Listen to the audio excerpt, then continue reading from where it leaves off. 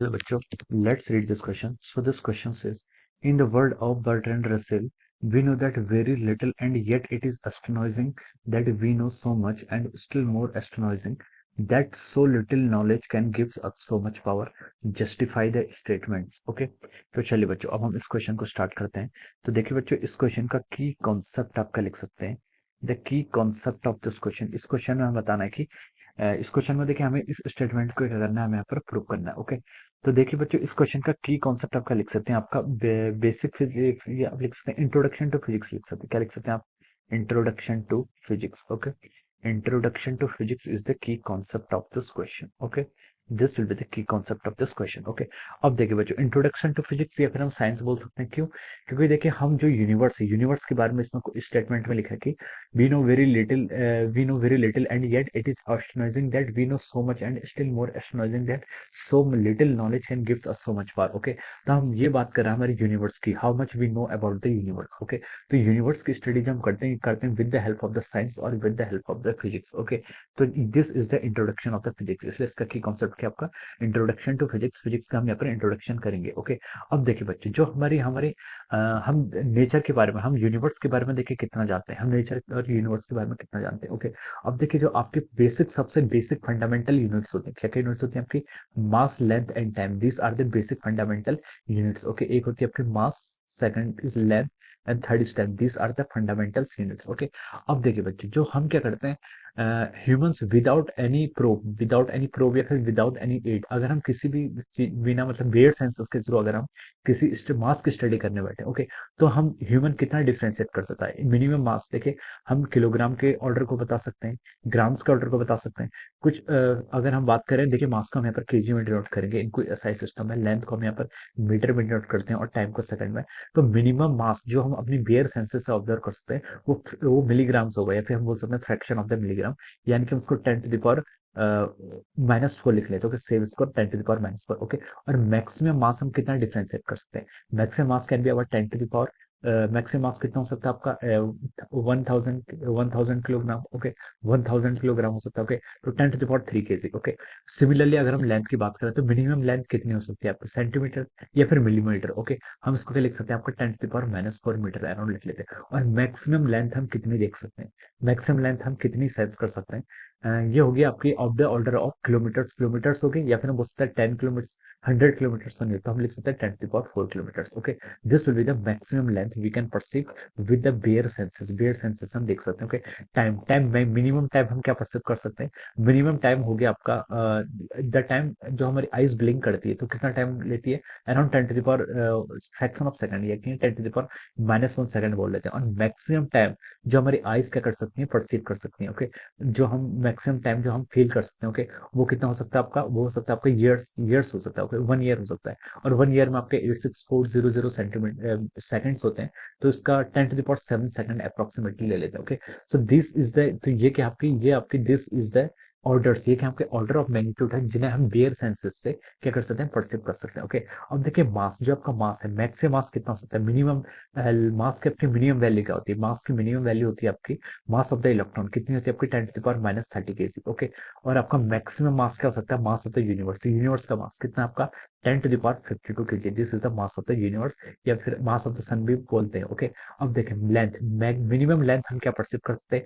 Minimum length होती है देखिए आपकी क्या होती है आपकी? Nuclear length. न्यूक्लियर लेंथ में न्यूक्लियस की जो रेडियस, न्यूक्लियस का जो ऑर्डर होता है, ओके, मैग्नीट्यूड कितना होता है आपका? 10 टू द पावर -15 मीटर, यानी कि 1 femtometer. Okay. This is the order of the nucleus. Okay. और मैक्सिमम लेंथ क्या हो सकती है आपकी? मैक्सिमम लेंथ हम बोल सकते हैं आपका 10 टू द पावर 26 होती है आपकी radius of the universe. Universe की आपकी रेडियस कितनी हो जाती है? 10 to the power 26 metre. Okay. अब देखिए टाइम, टाइम मिनिमम क्या होता है? टाइम मिनिमम देखिए आपका प्लैंक लेंथ होगा. वैसे लेंथ आपकी प्लैंक लेंथ हो सकती है, और टाइम भी आपका प्लैंक हो सकता है. Okay. Planck length, Planck time आपका H C G. Okay. Planck's constant, speed of light and gravitation constant, इन सब का क्या होता है? कॉम्बिनेशन होता है. ओके. तो मिनिमम लेंथ जो हम परसीव कर सकते हैं, ओके, ये आपके ऑर्डर में होती है आपकी 10 टू द पावर -22 हो सकती है. ओके. प्लैंक लेंथ को इंक्लूड नहीं कर रहे हैं. प्लैंक टाइम आपका 10 टू द पावर -42 होता है, उसको मैं इंक्लूड ना करके टाइम को मैं 10 टू द पावर -22 बता रहा हूँ. ये क्या आपका टाइम है? This is the time taken. कौन सा टाइम है? जब देखिए आपका जो इलेक्ट्रोमैग्नेटिक रेडिएशन होता है, इलेक्ट्रोमैग्नेटिक रेडिएशन आपका इस length 10 to the power -15 metre की, यानी कि न्यूक्लियर को प्रोब करता है, तो उसमें मिनिमम टाइम जो लेता है, उससे वो कितना टाइम आता है आपका? 10⁻²2, ओके। और मैक्सिमम टाइम क्या हो सकता है, this is the age of the universe, universe की एज, या फिर एज ऑफ द यूनिवर्स कितनी है आपकी, 13.7 बिलियन ईयर्स, ओके। कितनी है, 13.7 बिलियन ईयर्स ओल्ड हमारा यूनिवर्स है, ओके। तो इसको अगर हम कन्वर्ट करें तो इसका ऑर्डर आता है आपका 10⁻17 अराउंड कितना आएगा आपका, 10⁻17, ओके। तो देखिए बच्चों, हम जो ह्यूमंस हैं, ह्यूमंस आपकी बेयर सेंसेस यानी कि बिना किसी इंस्ट्रूमेंट के, ओके, बिना किसी इंस्ट्रूमेंट के, बिना किसी एड के हम क्या कर सकते हैं, इस रेंज पर हम वर्क करते हैं 10⁻7 ऑर्डर का। अगर हम मास के रिस्पेक्ट में देखें तो 10⁻7 ऑर्डर तक का हम क्या कर सकते हैं, डिफ्रेंशिएट कर सकते हैं। लेकिन जो हमारे यूनिवर्स है, यूनिवर्स देखिए आपका 10⁻82 ऑर्डर्स पर क्या करता है, आपका वर्क करता है। मास का ऑर्डर क्या आपका 10⁻82, ओके। तो देखिए हम क्या करते हैं, इस डोमेन पर क्या करते हैं, लाई करते हैं। सिमिलरली लेंथ के लिए देखिए आपका लेंथ आप 10⁸ मीटर तक परसीव कर सकते हैं विदाउट एन इंस्ट्रूमेंट। लेकिन जो आपका यूनिवर्स है वो 10⁻41 ऑर्डर पर क्या कर रहा है, वर्क कर रहा है। Similarly for the time, time के लिए भी देखिए आपका 39 ऑर्डर तक आपका टाइम वर्क, जो आपका टाइम है 10⁻39, इतने ऑर्डर तक का आपका क्या करता है, टाइम होता है। लेकिन हम बेयर सेंसेस से सिर्फ 10⁸ सेकंड तक क्या कर सकते हैं, इसको ऑब्जर्व कर सकते हैं, ओके। तो हमारे यूनिवर्स इतनी क्या लार्ज स्केल पर क्या करता है, वर्क करता है, ओके।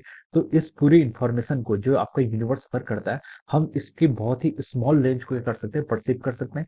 या फिर हमने बहुत ही स्मॉल रीजन को क्या किया, अभी तक क्या किया, स्टडी किया with the help of the instrument, instrument की हेल्प से, ओके। हमने क्या किया, अभी तक क्या किया, बहुत ही स्मॉल लेंथ को क्या किया, या फिर हमने बहुत ही स्मॉल सेक्शन को क्या किया, स्टडी किया। तो इनके बीच, इस रेंज के बीच में हम क्या क्या फिजिक्स की जो ब्रांचेस का हम यूज करते हैं, क्या क्या यूज होते हैं, हम यहाँ पर क्लासिकल फिजिक्स का भी यूज करते हैं। क्लासिकल फिजिक्स से हम इस रेंज में जो हम बेसिकली जो ह्यूमन वर्क करता है, जो आपकी ये रेंज है, ओके, दिस रेंज में ह्यूमन साइंसेस की, ये आपकी क्लासिकल फिजिक्स, इस रेंज में हम क्या करते हैं, क्लासिकल फिजिक्स की हेल्प से क्या करते हैं, स्टडी करते हैं। और बाकी जो आपकी बचती है, हम वहाँ पर रिलेटिविस्टिक मैकेनिक्स हो गया, आपकी क्वांटम फील्ड थ्योरी हो गया, या फिर हम क्या क्वांटम मैकेनिक्स की हेल्प लेते हैं, ओके। तो हम लिख सकते हैं, देखिए जो आपके क्वांटम मैकेनिक्स आपके, अगर आपका लेंथ का ऑर्डर क्या काफी स्मॉल हो जाता है, तो हम यहाँ पर क्वांटम मैकेनिक्स की स्टडी करते हैं। अगर आपका लेंथ, अगर आपका टाइम या फिर मास बहुत हाई ऑर्डर की होती है, माइक्रोस्कोपिक होता है, तो हम क्या करते हैं, रिलेटिविस्टिक की क्या करते हैं, स्टडी करते हैं, okay. So we know very little about the universe, हम क्या करते हैं, अपने यूनिवर्स के बारे में क्या बहुत ही लिटिल नॉलेज है हमारे अभी, we know very little, but जितनी नॉलेज हमारे पास है, it is sufficient for us to survive in the universe, okay. Universe में क्या सर्वाइव करने के लिए क्या है, इतनी नॉलेज की आपकी सफिशिएंट है, ओके।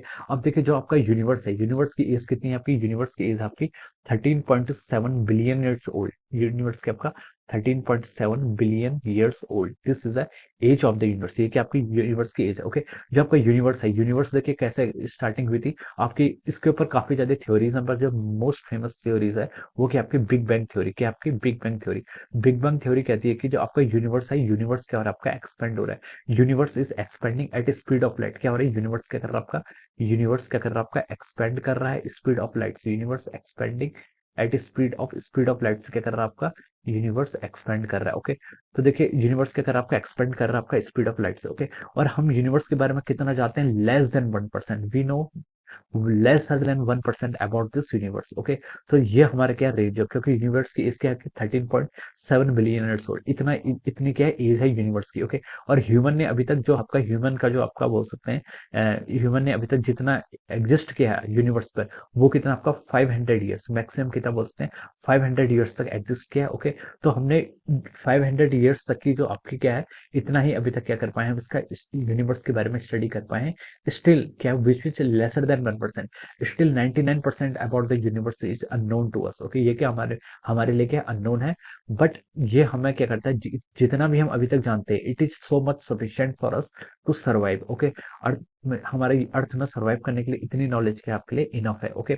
और स्टिल अगर हम यहाँ पर डार्क मैटर, या फिर हमारा जो अर्थ, जो हमारा यूनिवर्स है, यूनिवर्स में हमें पता है कि 70 to 80% जो अभी तक है हमारा, ये सब क्या आपका डार्क मैटर है, ये क्या है, 70 to 80% की आपका डार्क मैटर एग्जिस्ट करता है इन द यूनिवर्स, ओके। यूनिवर्स में हमारा 70 to 80% क्या होता है, डार्क मैटर एग्जिस्ट करता है। डार्क मैटर यह है जिसके बारे में हम क्या करते हैं, हमें कुछ भी नॉलेज नहीं है, okay. We don't know about the dark matter, dark matter के बारे में हम स्टडी नहीं कर सकते, क्योंकि स्टडी कैसे हम कर पाते हैं, किसी भी ऑब्जेक्ट की हम स्टडी कैसे करते हैं, with the help of the radiation, okay. जैसे हम किसी चीज को देख पाते हैं, देख कैसे सकते हैं, जब आपकी क्या होती है, लाइट उस पर फॉल करती है, उस पर फॉल करने के बाद लाइट रिफ्लेक्ट होकर हमारी आईज में गिरती है, हमारी आइज में गिरती है तो हम उसकी स्टडी कर पाते हैं। लेकिन जो आपका डार्क मैटर है, it do not interact with the electromagnetic radiation. ये आपके इलेक्ट्रोमैग्नेटिक रेडिएशन से क्या इंटरेक्ट ही नहीं करता है। इंटरेक्ट नहीं करता है इसका मतलब कि आपका एब्जॉर्व नहीं होता है, रिफ्लेक्ट नहीं होता है। रिफ्लेक्ट नहीं होता है, एब्जॉर्व नहीं होता, तो हम इसकी स्टडी नहीं कर सकते हैं। और ये आपका एमिट रेडिएशन को एमिट भी नहीं करता है, रेडिएशन को एमिट भी नहीं करेगा, तो हमारे पास कोई रेडिएशन क्या नहीं पहुंचता है। ओके, तो this is still a large portion of the universe. Universe का अभी भी एक बहुत लार्ज पोर्शन क्या है, हम इसको अभी भी नहीं जानते हैं। बट जितना भी हम जानते हैं, it is sufficient for us to live. Okay, हमें उतनी नॉलेज भी कि आपकी काफी मोर देन इनफ नॉलेज है। ओके, तो ये स्टेटमेंट यहाँ पर लिखा है कि we know very little and yet it is astonishing that we know so much, and still more astonishing that so little knowledge can give us so much power. Okay, so this is the statement. Okay, and this is the clarification of this statement. Okay, so I hope you all understood this concept. All the best and thank you so much.